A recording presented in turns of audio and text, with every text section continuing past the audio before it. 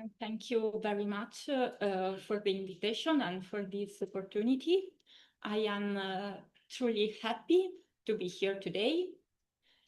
Let me first apologize for my English. I will do my best, and I hope my message will come across clearly. What I would like to explore with you today is the role of the teacher in our contemporary reality, a reality that is increasingly interconnected.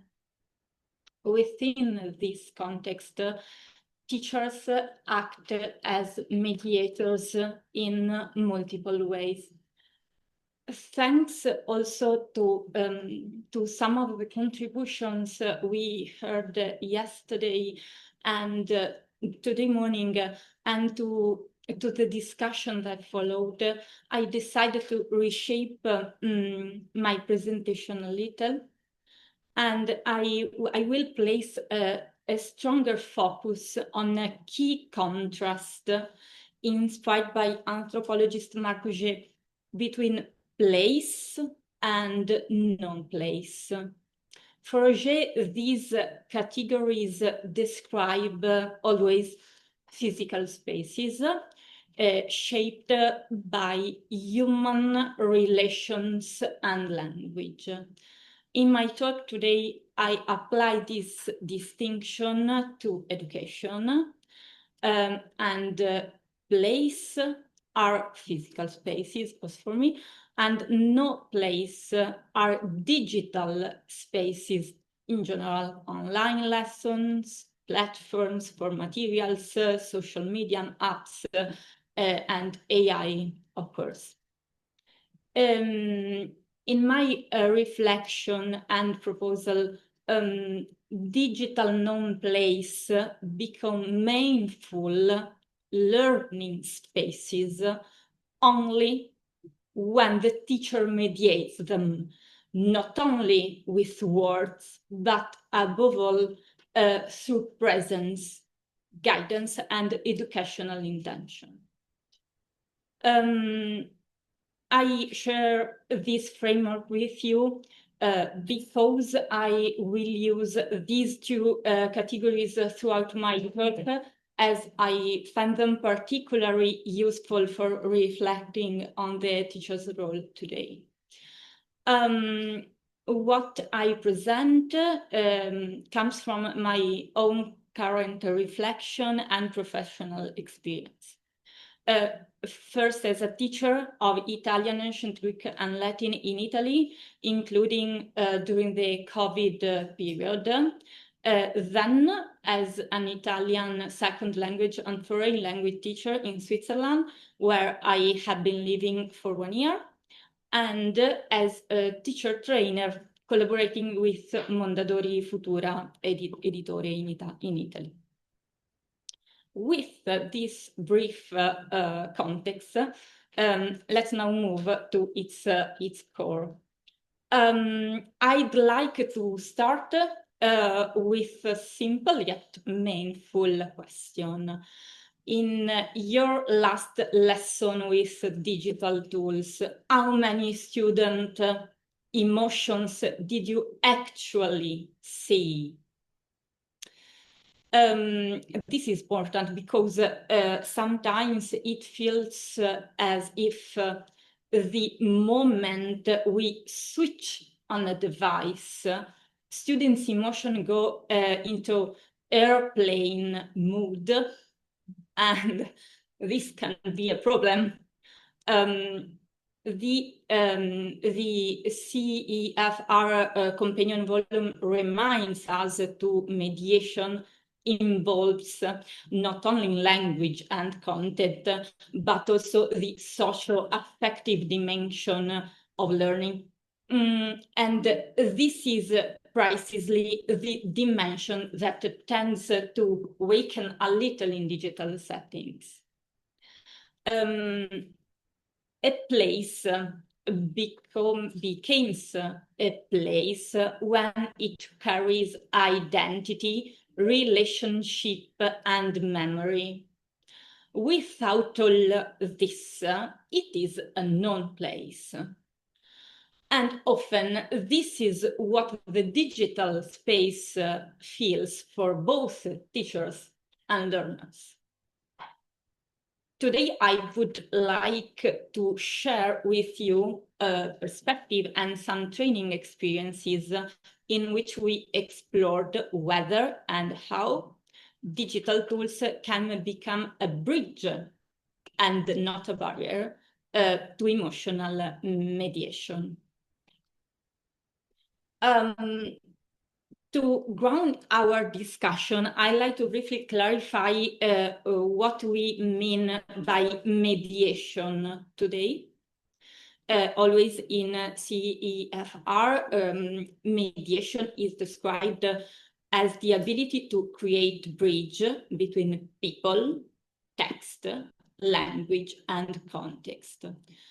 So it is not only cognitive, but also social and socio-affective. This means moving from a model where the teacher transmits knowledge to one in which meaning is co-constructed with learners. Focusing on emotion is essential because they shape attention, memory, motivation, and engagement. And it is precisely emotional mediation that supports inclusion, gives space to learner voice, and create a sense of safety considered like a condition for learning and not like a bonus. Digital tools create always new semiotic spaces for learning, multimodal, collaborative, and often intercultural. But students need support in navigating these spaces and in making meaning through them. If we ignore the socio-affective dimension, the digital space risks becoming a known place. Camera off, voices off, emotions off. This brings us to the idea of the teacher as a double mediator, mediating not only, as it has always been, between learners and language, but also, as we find ourselves living today, between learners and digital environments. When we integrate these two forms of mediation, learning becomes more inclusive, relational, and meaningful. And that is a place of relationship shaped by words that are guided by the teacher.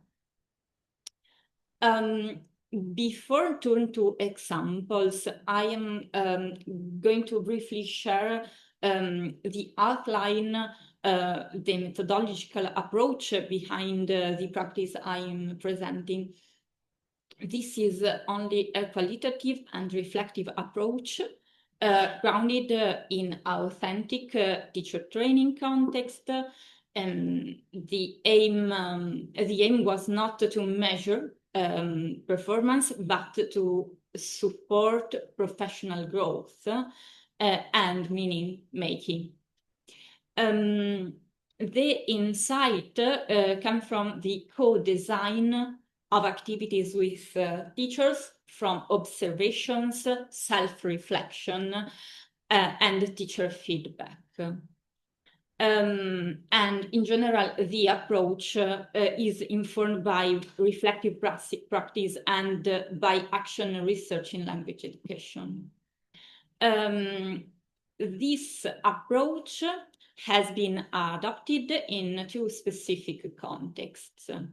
The first is Pleb Alumni Postmaster Itals, a professional community connected to Ca' Foscari University, which promotes peer mentoring and ongoing reflective practice. It offers a safe space for teachers to experiment, share challenges, and rethink their practice together. The second is Futura Mondadori Education, a national program supporting schools in Italy in developing digital curriculum innovation. Here, teachers co-design activities using active methodologies and digital tools to enhance inclusion and well-being. These contexts are relevant because they both foster mediation, collaboration, and conscious use of digital tools while connecting emotion, identity, and technology. I would like to clarify that the two examples from Futura context come from two high schools in non-central area of Italy, involving a group of teachers initially very reluctant in front of digital training. The program in general combined theoretical and practical session with me, followed by teachers implementing the activities in their classes and reporting back the result. And from all material, I have selected two representative cases for this presentation.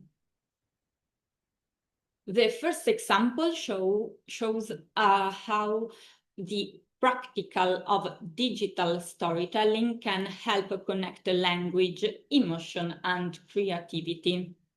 This activity was designed during Futura Mondadori education training with secondary school teachers. The task, called Voci e emozioni nella musica italiana, involved students analyzing short songs using YouTube and lyrics training, both familiar digital environments for them, to work on emotional vocabulary.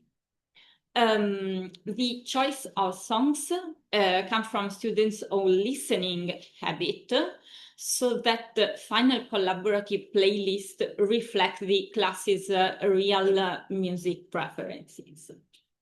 The task was concluded with a digital output on Padlet. These tools clearly could be easily replaced with others similar. From these activities, three types of mediation were activated: emotional, as the students expressed and reflect on their feelings; linguistic, through reformulation and the use of emotional vocabulary in Italian; and digital, of course. From these activities emerged several outcomes. Students participated with greater engagement and authenticity, talking about their own music and emotions, encouraged personal expression. The task proved inclusive because it was multimodal and accessible to different cognitive styles. In this case, digital tools were able to amplify students' emotional voice. The second case focuses on international mediation supported by digital tools. In this training, the task given to the class asked students to contribute to a collaborative Padlet, always this, called Ponti Culturali. Posting text, images, short videos representing aspects of the culture of students themselves. Their peers interacted by leaving comments or questions in Italian, which encouraged clarification, comprehension, and mutual curiosity. 3 types of mediation were activated: interculture, through dialogue across perspective and values; linguistic, through paraphrasing and reformulation in Italian as a shared language; and of course digital. From this activity, 2 key outcomes emerged. Students showed increased empathy and curiosity about their peers' cultures, greater intercultural awareness, and respect for differences. The digital space amplified the collective voice of the group, valuing different identities and backgrounds. The third example shifted the lens to teacher professional development. Within the post-Master ETALS community, a network linked to Master ETALS at Foscari University, centered on the teaching of Italian as a foreign second language. In this specific network, teachers share real classroom practice, reflect together, and experiment with new approaches using digital space, such as Moodle, online meetings, newsletters, and social media, and others. In this case, 3 types of mediation come into play: professional, through peer mentoring and co-construction of knowledge; emotional, thanks to supportive climate where teachers feel recognized and safe to share doubts; and digital, through the creation of an online community of practice.